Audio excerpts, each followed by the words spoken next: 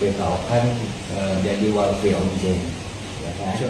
Akibat kepergok selingkuh hingga viral, Brigadir YYS yang bertugas sebagai ajudan Bupati Purwakarta periode 2025-2030, Saipul Bahri bin Zain, kini dikembalikan ke Kesatuan Brimob.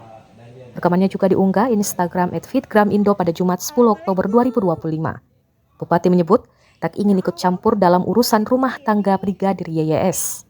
Selain itu, Kabid Humas Polda Jabar, Kombes Pol Hendra Rohmawan, mengatakan bahwa Brigadir YYS sudah diamankan dan sedang diperiksa Bid Propam Polda Jabar.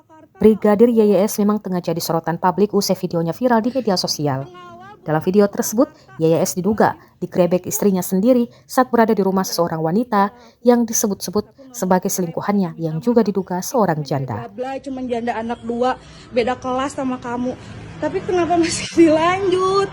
Terus pulangnya ke sini lagi ke Ngamprah, ke rumahnya si Ike. Padahal istrinya juga di Bandung. Oh, Tasya udah di kamar. Gila ini pengawal Bupati loh, pengawal Bupati Purwakarta. Om Bijen gimana ini anak buahnya?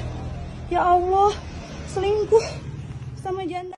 Download Tribun X sekarang, menghadirkan lokal menjadi Indonesia.